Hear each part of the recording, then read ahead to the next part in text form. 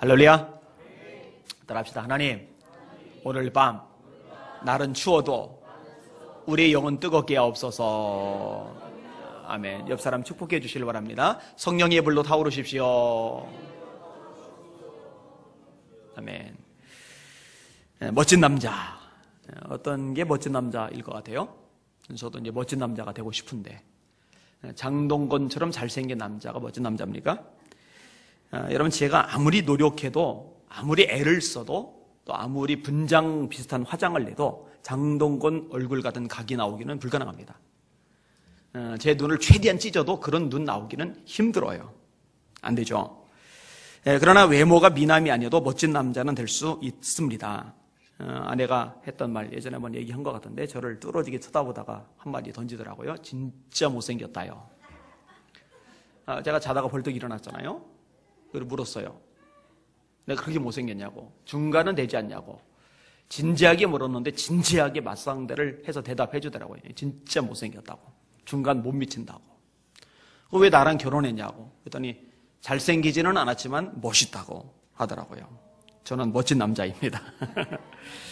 근데 이런 거 말고 성경에서 말씀하고 있는 진짜 멋진 남자의 모습이 있어요. 오늘 본문에서 사울의 장점들을 살펴보면 그런 멋진 남자의 특성을 우리가 발견할 수가 있습니다. 그것을 한번 살펴보려고 합니다. 오늘 설교 제목 따라합시다. 멋진 남자의 모습. 한번 더요. 멋진 남자의 모습. 자, 어떤 모습인가 보겠습니다. 첫 번째 따라합시다. 성령으로 충만한 남자. 자, 10절에서 13절까지 같이 읽겠습니다. 시작.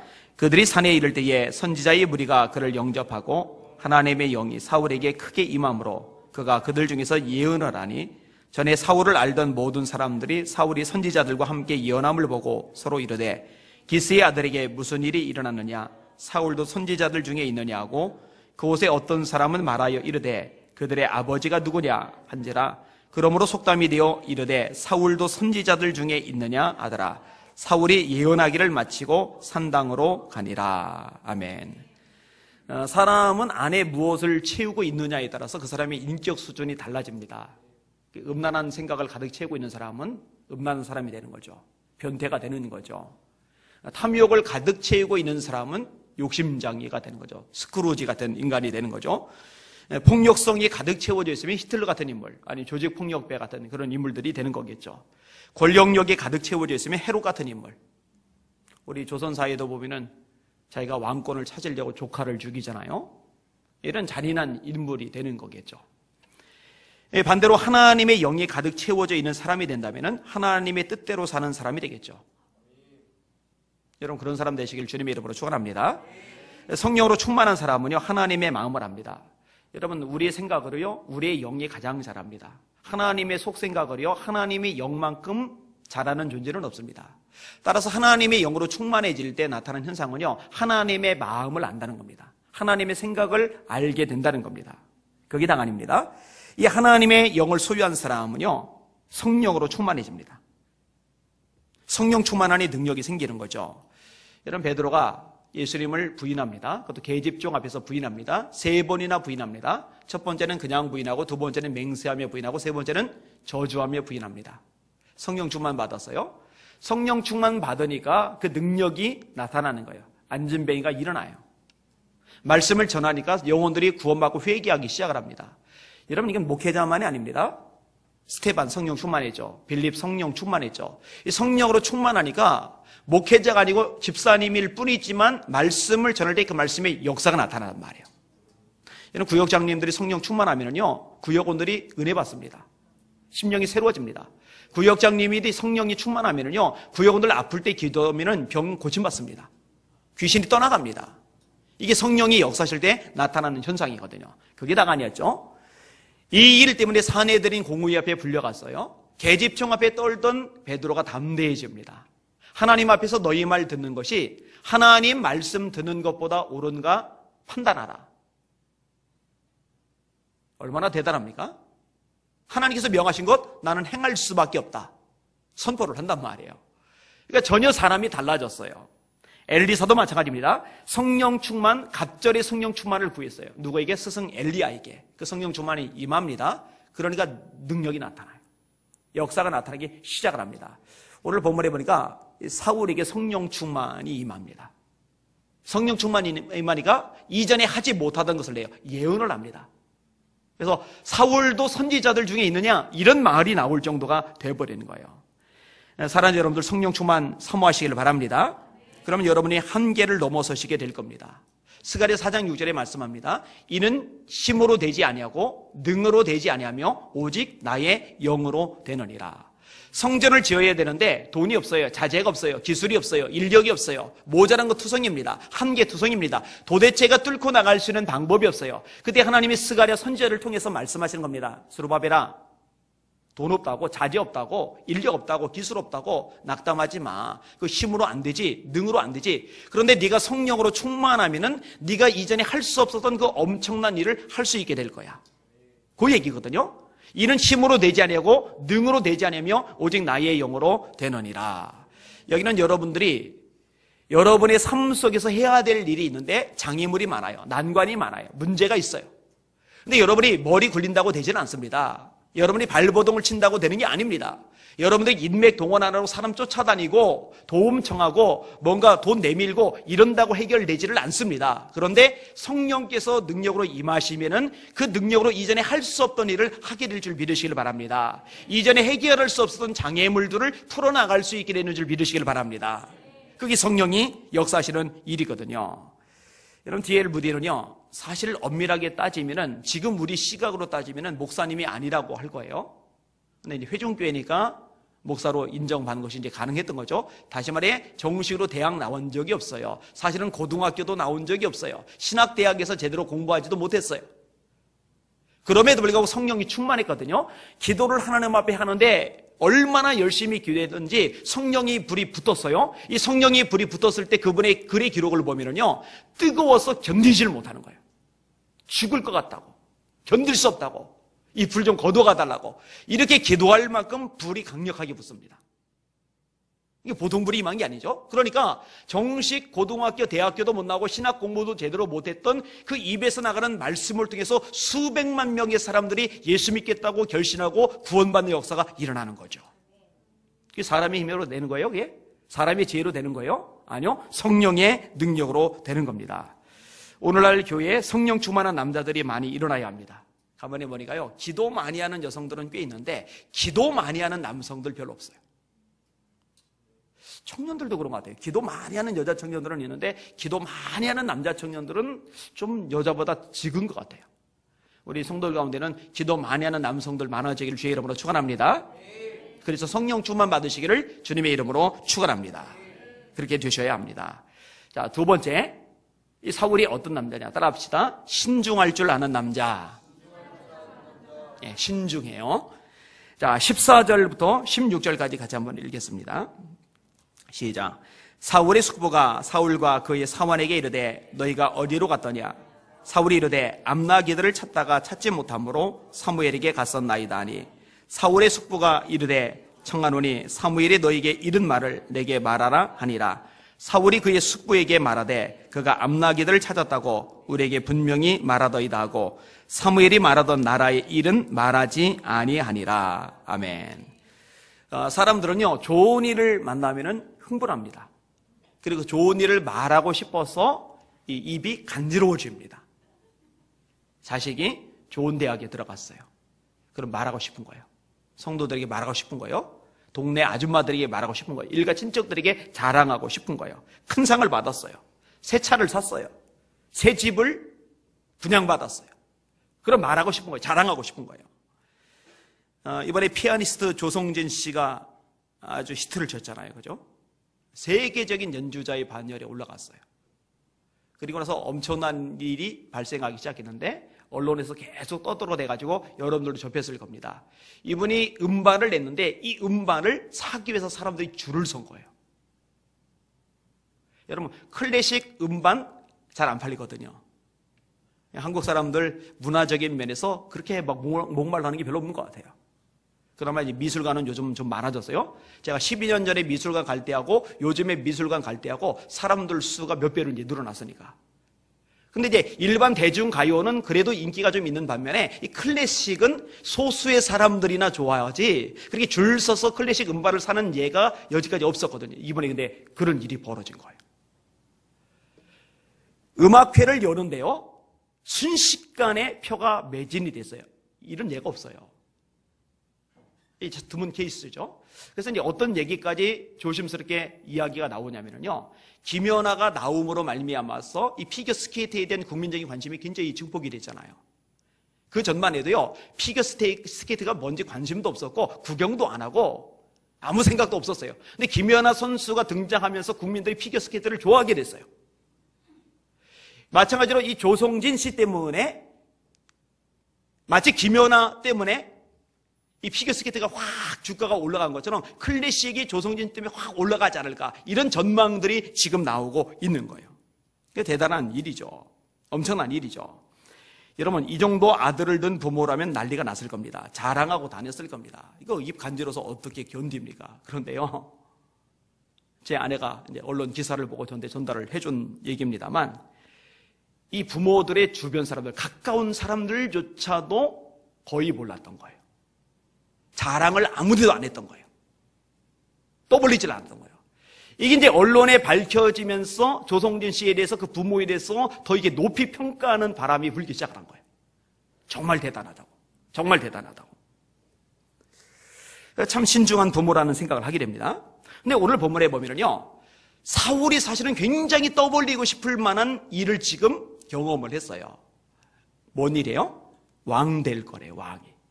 왕이 될 거래요. 여러분, 좋은 대학 들어간 차원이 아니에요. 좋은 회사, 대기업, 삼성 같은 데 들어가는 차원이 아니에요. 삼성 들어가려고 삼성 그 설명에 사람들이 어마어마하게 모이잖아요. 삼성 취직했다 그러면 축하를 받잖아요. 은근히 삼성 다닌다고 자랑하고 싶어서 안달이 나잖아요. 그런 차원이 아니에요. 공무원 7급 정도 합격해보세요. 얼마나 가문의 영광으로 합니까? 9급도 들어가기가 힘든데 7급 합격하면은 이건 진짜 자랑거리가 돼요. 그런 차원이 아니에요. 장관도 비교가 되지 않아요. 왕이 되는 거예요, 왕이. 이 말을 누가 했어요? 사무엘이 했어요, 사무엘. 여러분, 다른 사람이 그런 말을 했다면요, 헛소리라고 치부할 만합니다. 근데 사무엘이 그 말을 했기 때문에 그것은 흘려 들을 수 있는 말이 아닙니다. 사무엘상 3장에 이렇게 기록이 되어 있습니다. 사무엘이 자라매 여호와께서 그와 함께 계셔서 그의 말이 하나도 땅에 떨어지지 않게 하시니 단에서부터 브엘세바까지 온 이스라엘이 사무엘은 여호와의 선지자로 세우심을 입은 줄을 알았더라. 사무엘의 입에서 나간 말은 하나도 땅에 떨어지지 않았는데 사무엘이 아직 어릴 때도 그랬어요. 그래서 어릴 때도 백성들이 사무엘의 말이 주목해요. 왜냐? 그 말은 이루어지니까. 근데 지금 사무엘이 사울에게 이 말을 할 때 사무엘은 이미 연로해요. 국가 지도자로서 흔들림이 없을 만큼 아주 우뚝 서 있어요. 이런 거물이, 엄청난 국가적 존경을 받는 인물이 사울 보고 한 말입니다. 너는 이스라엘의 왕이 될 거야. 이 정도 되면은요, 진짜 가슴에 바람이 들어갈 만합니다. 근데 사울의 반응이 뭐예요? 숙부가 물어요. 어디 갔었냐? 암나아기들 찾다가 찾지 못해서 사무엘에게 갔었습니다. 사무엘이 무슨 말 하더냐? 그러면요, 요 질문 나오기를 기다렸다고 생각해가지고, 숙부님, 글쎄요, 그 위대한 선지자, 그 엄청난 선지자께서요, 저보고 왕이 된대요. 근데 사울이요, 입을 다물어요. 그 얘기 꺼내지를 않아요. 사무엘이 말하던 나라의 일은 말하지 아니하니라. 참 신중합니다. 자신을 절제할 줄 아는 능력을 가지고 있어요. 교과서에서 진화론을 가르쳐요. 이 진화론의 확실한 증거로 가르치던 거, 제가 어릴 때 배웠던 것 중에 하나가 시조세입니다. 근데 시조세가 완전 거짓임이 드러났어요. 진화론자들조차도 인정을 안 해요. 그래서 이 교과서를 개정하기 위해서 추진회가 만들어졌고 법인이 되었고, 이 부분을 학술적인 자료를 가지고 교과부에 공식적으로 계속 요청을 했고, 검증 결과 이걸 교과서에서 빼기로 약속을 받아냈었어요. 근데 이게요, 이렇게 조용히 처리가 됐어야 돼요. 근데 어떤 일이 발생했느냐, 이 기독교 언론에서 이걸 막 대서특필을 했어요. 그러니까 그 언론을 보고 나서 일반 언론이 주목을 하기 시작했고, 진화론에 물든, 그리고 진화론을 지지하는 과학자들이 일어나서 반박하기 시작했고, 이런 흐름이 이 국제 과학자들 모임, 특별히 진화론을 주장하는 그 사람들의 모임에서 학술지에 공식적으로 올라왔어요. 종교가 과학을 압박하고 박해하기 시작했다. 이 여론이 이렇게 되어버리니까 어떤 문제가 발생했느냐? 교과부가 약속을 철회해버렸어요. 제가 이 단체 관련자들하고 계속 교류를 하고 있거든요. 제가 되게 속상했어요. 겉으로 말하면 마음 상할까 봐 속으로, 그리고 제 주변 지인들에게만 얘기했어요. 샴페인을 너무 일찍 터뜨렸다. 이런 거는 떠벌릴 일이 아니다. 엄청난 일을 했지만 그냥 자제하고 조용하게 교과서 바뀐 다음에 그 다음에 언론에 되도록. 왜냐하면 바뀐 다음에 다시 바꾸는 건 만만치 않거든요. 그런데 바꾸는 것 자체가 원천 봉쇄돼 버렸어요. 왜냐하면 미리 샴페인을 터뜨린 일 때문에. 신중했다면 얼마나 좋았을까? 신중했다면 얼마나 좋았을까? 그냥 입 좀 꾹 다물고, 이 엄청난 성과이지만 그럼에도 불구하고 그냥 꼭 참고 있었다면 얼마나 좋았을까? 전 지금까지도 막 속상해요. 안타까워요. 여러분, 자제하는 게 능력입니다. 바울 사도가 루스드라에 갔습니다. 발을 쓰지 못하는 사람이 있는데 그냥 다친 차원이 아니라 나면서부터 걷지 못하던 사람입니다. 그러니까 의술로 도대체 살리기 어려운, 고치기 어려운, 불가능한 그런 질병, 고질병을 안고 있는 겁니다. 근데 바울 사도가요, 일으켰어요. 이 지역이 뒤집어졌습니다. 난리가 난 거예요. 제우스 신을 섬기는 제사장이 모여든 거예요. 백성들이 모여든 거예요. 그러더니 뻔듯하게 잘생긴 바나바 보고는 제우스 신이라고 그러고, 제우스 신이 사람의 몸으로 이 땅에 왔다, 그 얘기죠. 그 다음에 인물이 좀 못생긴 바울 사도는 못생겼답니다. 근데 멋진 남자잖아요. 못생겨도 멋진 남자가 될 수 있어요? 이 바울 보고는 제우스 신의 심부름을 하는 신 헤르메스 신이라고 그래요. 그래서 스스와 허메라고 옛날 개역 한글에 써 있는데, 그 스스는 제우스 신을 말하는 것이고 허메는 헤르메스 신을 말하는 겁니다. 난리가 난 거예요. 난리가. 그러면은요, 들뜰만 합니다. 와, 역시 나는 능력의 종이야.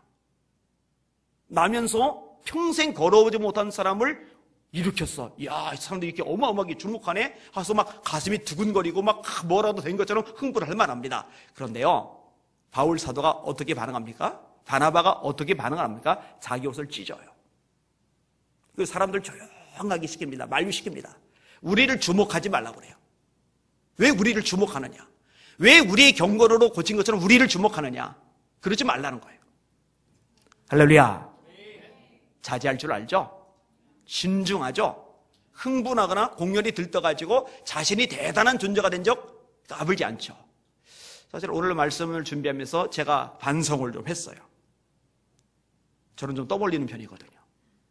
좀 자제를 해야 되겠다, 이 생각이 좀 들었어요.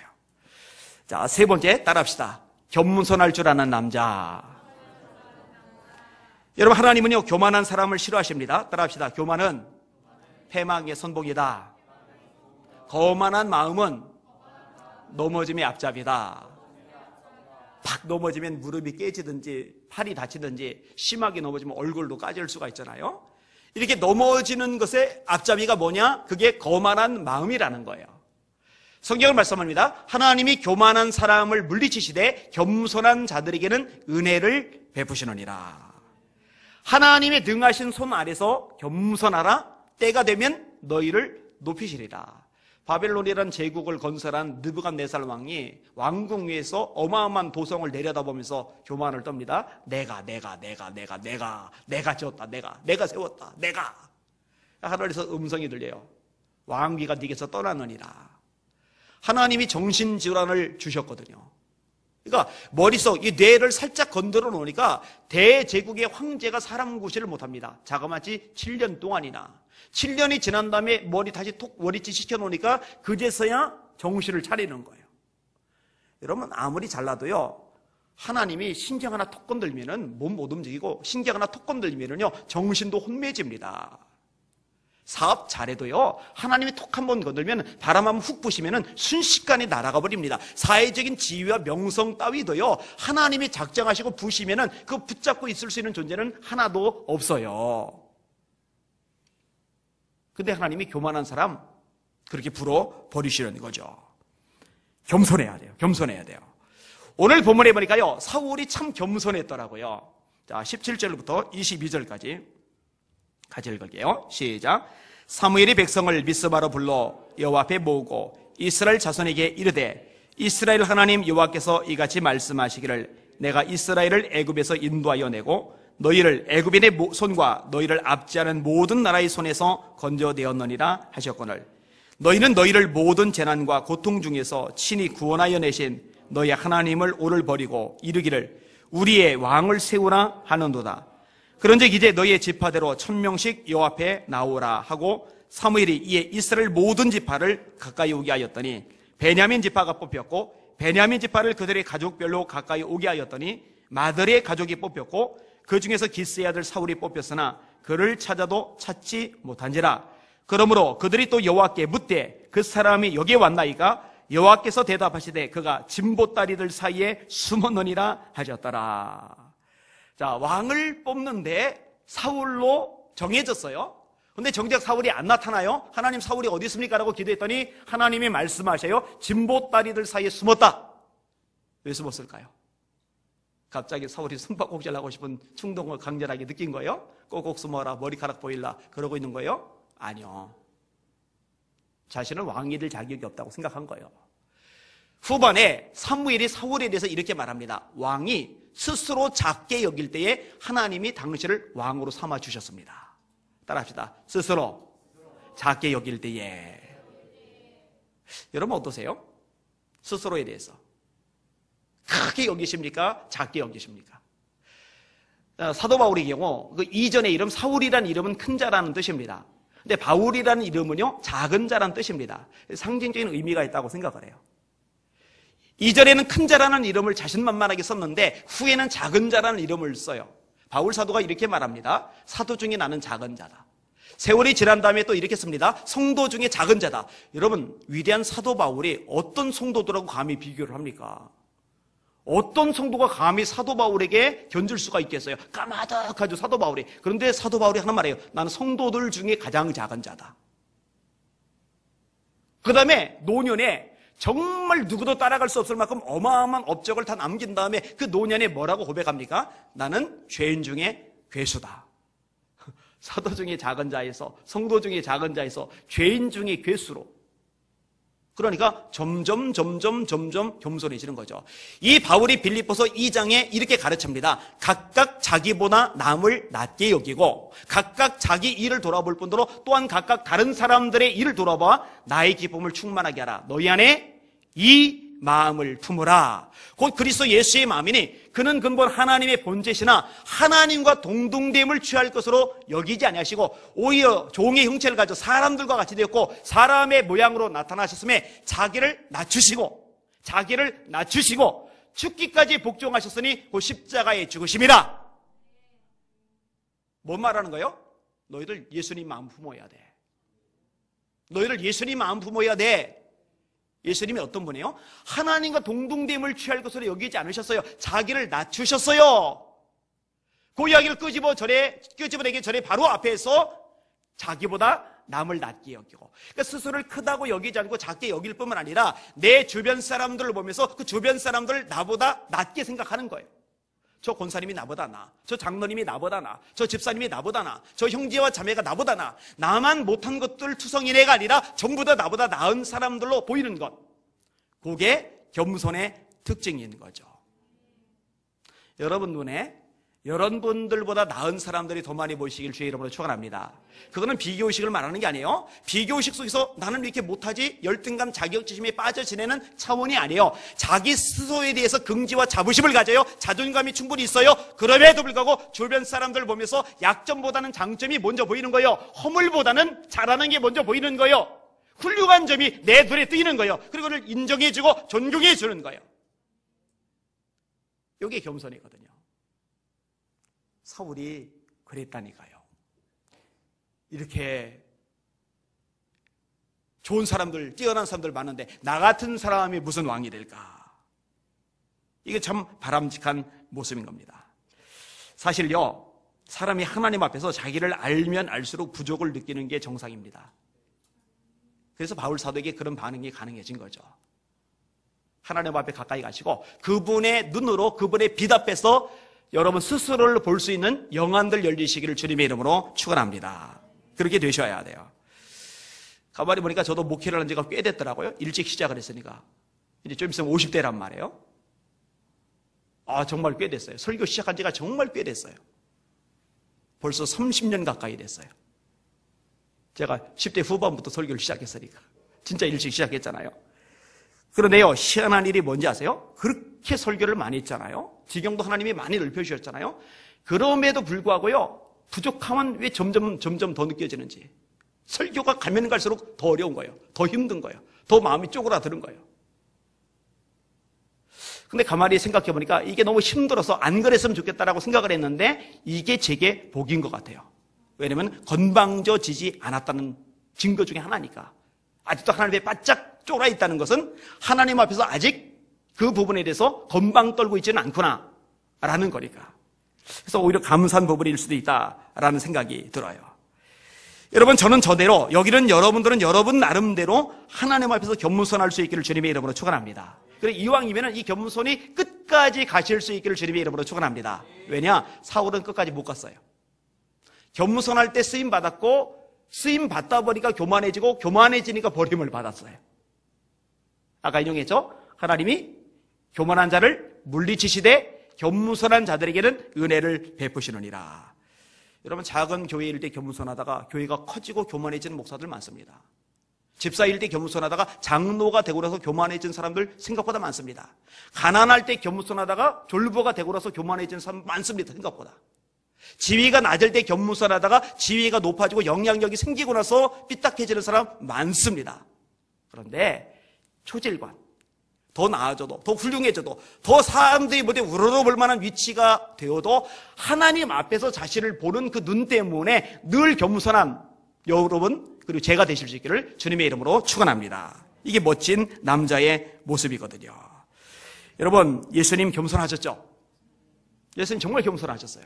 그 위대하신 예수님이 예루살렘에 입성을 하시는데 백마를 타고 폼내면서 입성하시는 것이 아니라 나귀를 타고 또 나귀 새끼를 타고 입성하십니다. 이게 스가랴 9장 9절의 예언의 말씀의 성취거든요. 뭐라고 얘기합니까? 그는 겸손하여 멍에 매는 짐승의 새끼 곧 나귀 새끼를 탔도다. 예수님 겸손하셨어요.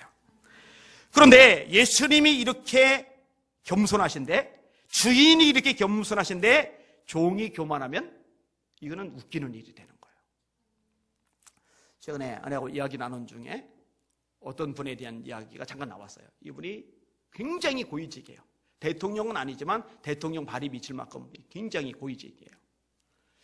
근데 이분을 보면서 저한테 참 잘해줌에도 불구하고 때로는 좀 거만하다는 느낌을 이렇게 받을 때가 있는 거예요. 그러면 제가 불쾌해요, 조금.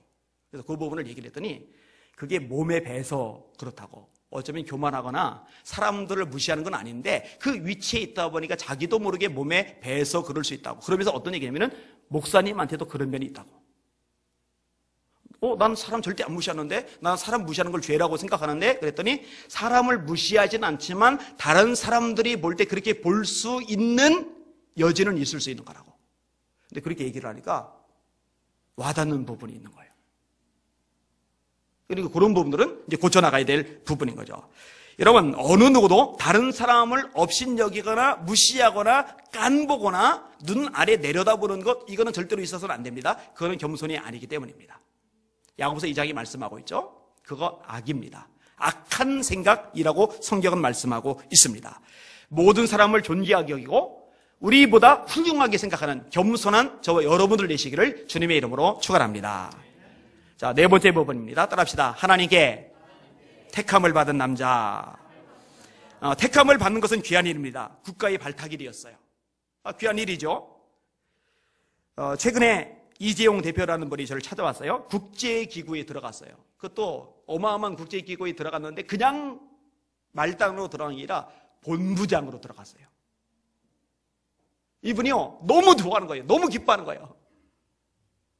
얼마나 자부심을 느끼는지 몰라요. 자부심을 느낄 만하다고 생각해요. 왜냐면은 그런 어마어마한 거대한 국제단체에 택함을 받았으니까. 그런데 여러분, 이런 것들과 비교할 수 없을 만큼 어마어마하게 크신 분이 우리 하나님이시죠.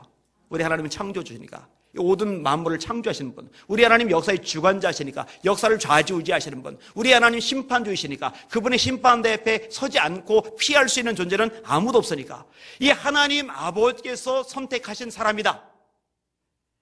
이거는 정말 대단한 거죠. 이건 정말 어마어마한 거죠. 오늘 본문에요, 사울이 그 하나님의 선택을 받았어요.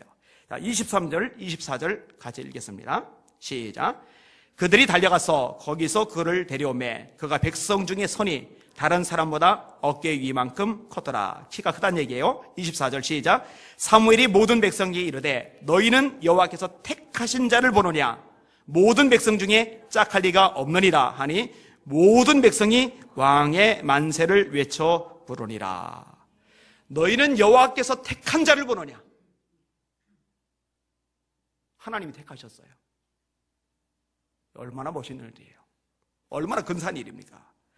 이런 다윗 경우도 마찬가지입니다. 다윗을 택하시는 분은 하나님이십니다.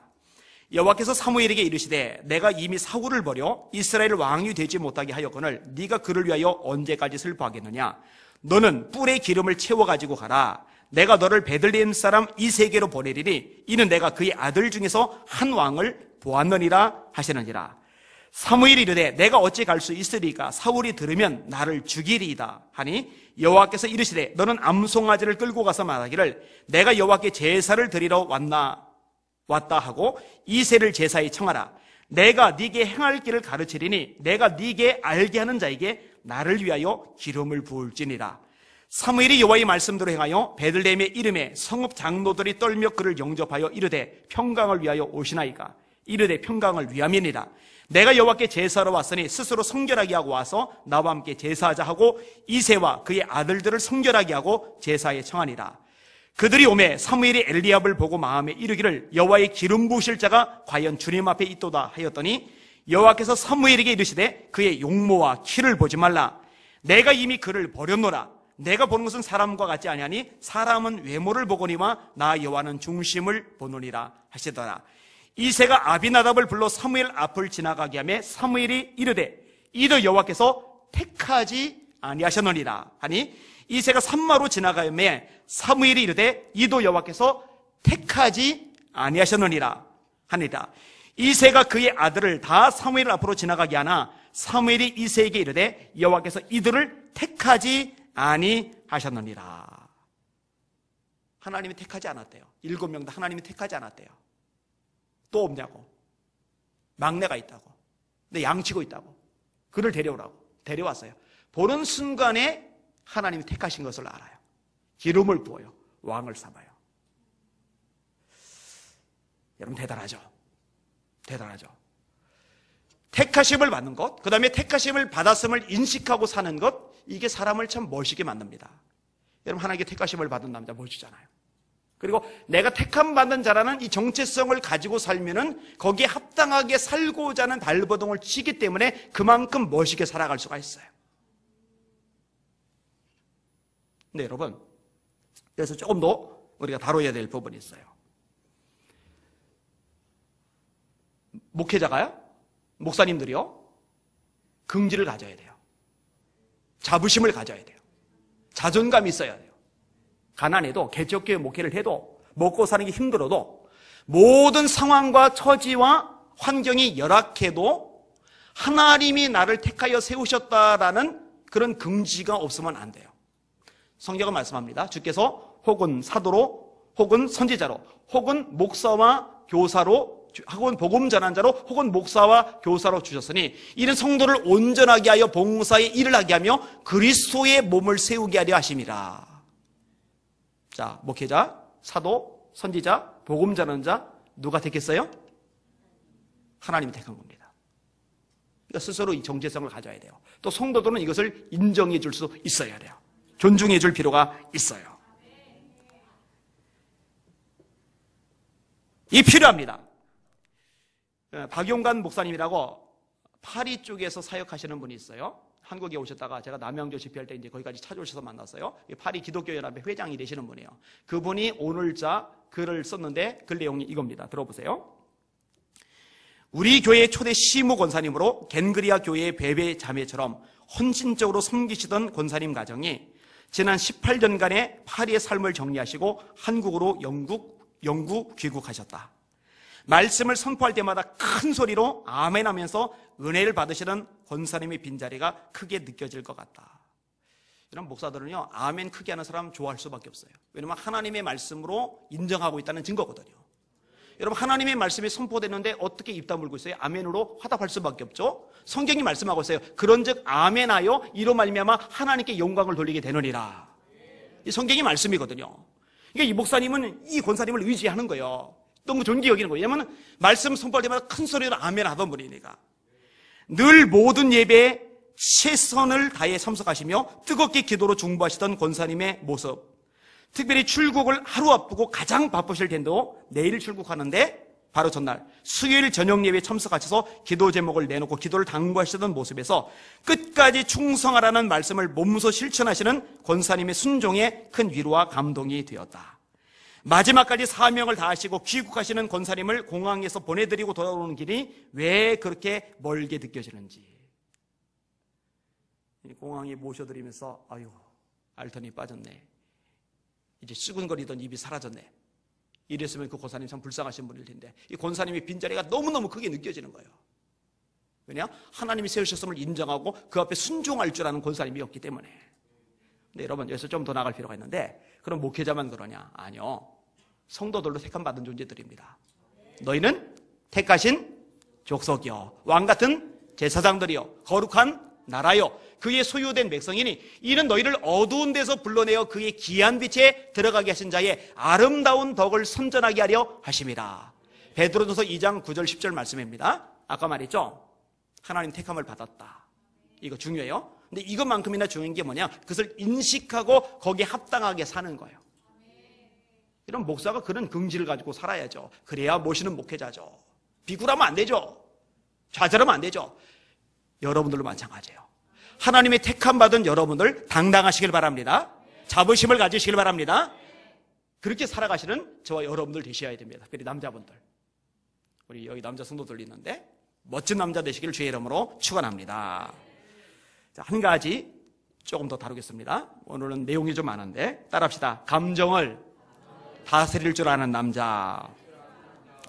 잠언 14장 29절입니다. 노하기를 더디하는 자는 크게 명철하여도 마음이 조급한 자는 어리석음을 나타내느니라. 화가 났어요. 근데 화를 확 토로하지 않고 이것을 더디하는 사람은 지혜로운 사람이랍니다. 여러분들 화를 잘 참거들랑 아, 내가 지혜로운 사람이구나, 그렇게 깨달으시길 바랍니다.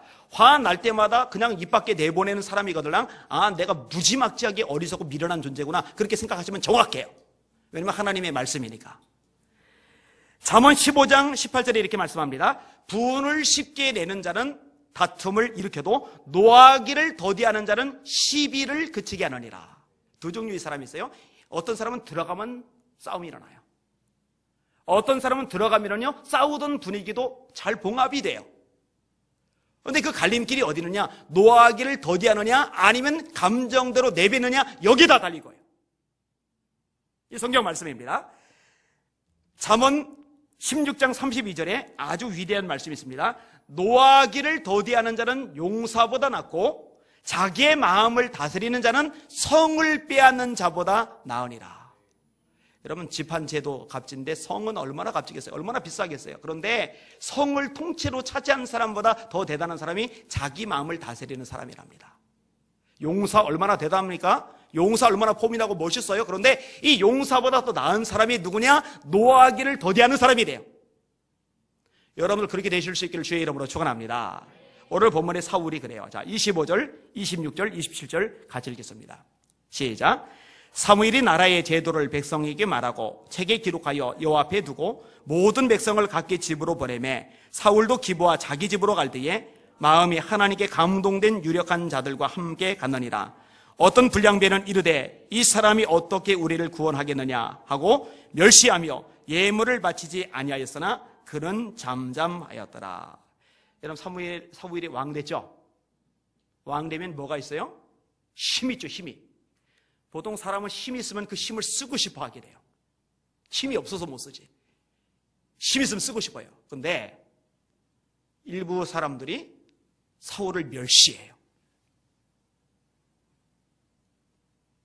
멸시하며 라고 돼 있어요. 그런데 사울이 그 힘을 안 써요.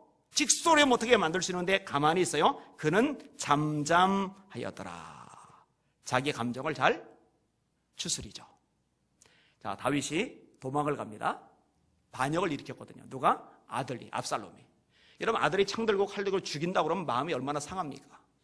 왕에서 쫓겨나서 맨발로 도망가니까 얼마나 감정적으로 힘이 듭니까? 여러분, 마음이 상했을 때, 감정적으로 힘이 들 때 누가 건드려 보세요. 그러면 평상시에 넘어갈 수 있는 것도 못 넘어가고 빵 터집니다. 이게 사람이에요. 근데 이렇게 감정적으로 격앙이 되었을 때 시므이라는 베냐민 남자가 돌 막 집어던지면서 다윗을 막 욕하는 거예요. 아직 다윗 힘이 있어요. 아직 부하들 있어요. 장군이 가서 죽이겠다고 그래요. 근데 다윗이 어떻게 하는지 아세요? 그래, 당장 죽여. 아니면 죽이겠다고 말하기 전에, 야! 내가 지금 마음 상태가 안 좋은데 저놈 저러고 있다고, 니들 왜 가만히 있냐고, 가서 작사를 내버리라고 이럴만 하잖아요. 그런데 가서 죽이겠다고 장관이 얘기하니까 다윗이 말리면서 이렇게 말을 합니다. 여호와께서 그에게 다윗을 저주하라 하시미니 네가 어찌 그리하였느냐 할 자가 누구겠느냐. 내 몸에서 난 아들도 내 생명을 헤아려 하거든 하물며 이 베냐민 사람이랴. 여호와께서 그에게 명령하신 것이니 그가 저주하게 버려두라. 혹시 여호와께서 나의 원통함을 감찰하시니 오늘 그 저주 때문에 여호와께서 선으로 내게 갚아 주시리라. 할렐루야. 감정대로 하질 않죠. 추스려요. 그냥 살려줘요. 위대한 거예요. 진짜 위대한 거예요. 여러분, 멋진 남자, 성질대로 하는 건 멋진 남자가 아닙니다. 딱하라고 얘기해서 성질 없는 남자 어디 있어요? 여자도 마찬가지. 여자로 성질 없는 여자 어디 있어요? 근데 성질대로 다 하는 남자 절대로 멋진 남자 아닙니다. 혈기 잘 부리는 남자 절대로 멋진 남자 아닙니다. 자기 감정 다스릴 줄 아는 남자가 멋진 남자입니다. 이거 절대로 쉽지 않아요. 절대 쉽지 않아요. 어떻게 하느냐? 절 보니까 안 쉬워요, 이게. 제가 결혼하고요, 화를 참 많이 냈어요. 제 아내가 저한테 별명을 붙여줬어요. 버락키안. 버락 오바마가 아니라 버락키안. 화나면 왁 하는 거죠. 왁 하는 거죠. 근데 좀 희한한 거는요, 제 아내가 겉보기는 순하게 생기는데 제가 화낼 때 기가 안 죽어요. 기가 안 죽어요. 제가 화를 내면 무서운 게 아니라요, 이런 얘기 끊기 좀 민망한데 재수가 없대요. 화를 내면 무서운 게 아니라 재수가 없대요. 같이 발광을 해요. 나중에 알고 보니까 의도적으로 그렇게 한 측면도 있더라고요. 의도적으로. 참 모났어요. 문제도 많아요. 특히 아내가 자존심 건드렸다, 자존심 건드리는 말 한마디 했다 그러면 주변에 사람이 있던 어떤 상관없이 난리가 났었어요. 지금도 연약합니다만 그래도 정말 많이 변했어요. 자존심 건드려도 정말 많이 봐줍니다. 물론 다 봐주지는 못하는데 진짜 많이 봐줘요. 요즘에는. 여자들 잘 들으세요. 화끈한 남자 멋있습니까? 아니요. 그런데요, 화끈한 남자 멋있을 것 같은데 감정 추스리지 못하는 남자하고 살면 여자를 정말 힘듭니다. 정말 피곤합니다. 이거는 거꾸로도 마찬가지예요. 감정 추스리지 못하는 여자하고 살면 남자 정말 피곤합니다. 정말 시달립니다. 이거를 다스릴 줄 아는 남자가 복이는 남자입니다. 여기 아가씨들이죠. 남자 잘 살펴보세요. 버락. 철저하게 깨지고 다듬어질 생각이라면은 몰라도 요거 보셔요. 잘 보셔요. 버락. 힘들어요. 말씀을 정리하겠습니다. 멋진 남자의 모습 오늘 5가지 말씀드렸어요. 따라합시다. 성령 충만한 남자. 우리 예수님의 성령 충만한 남자 많아지기를 축원합니다. 자, 2번째 따라합시다. 신중할 줄 아는 남자. 그죠? 아무 때나 막 들떠가지고 그냥 조심할 필요가 있어요. 3번째 따라합시다. 겸손할 줄 아는 남자. 거만한 거는요 절대로 멋있는 게 아니에요. 사람들이 볼 때는 와, 나도 저렇게 한번 폼 잡아보고 싶은데 그럴지 모르는데 하나님이 찍어 누르십니다. 그거 망하는 길이에요. 절대로 바람직하잖아요. 4번째 따라합시다. 하나님께 택함 받은 남자. 이거는 택함 받는 것도 중요하지만 택함 받은 자의 정체성을 가지고 그에 합당하게 사는 것은 그 이상으로 중요합니다. 이런 남자들이 필요해요. 자, 마지막 따라합시다. 감정을 다스릴 줄 아는 남자. 이곳에 있는 남자분들, 여러분이 그런 남자가 되게 해달라고 기도하시기를 바랍니다. 이곳에 있는 결혼한 여자분들, 여러분들의 남편이 그런 남자가 되도록 중보기도 많이 하시기를 바랍니다. 여기는 아가씨들 배우자감 구할 때 그것도 꼭 기도하시기를 바랍니다. 기도하겠습니다.